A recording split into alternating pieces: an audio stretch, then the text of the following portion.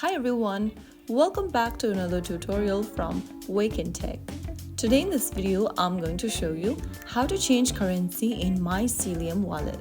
When you use Mycelium Wallet, the app shows the value of the cryptocurrency in a fiat currency, and Mycelium supports multiple fiat currencies so that you can view your balance in the money that makes sense for you. First of all, open the Mycelium Wallet app on your device, and once you're in the main wallet screen, go ahead and tap on the menu button at the bottom right corner, and on the next page, scroll down and select currency.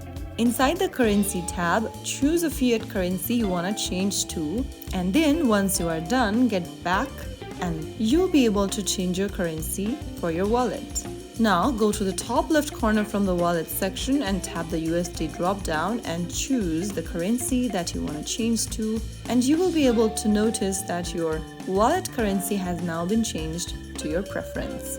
So that is how it's easily done. If you found the video helpful, don't forget to like, share and subscribe to our channel.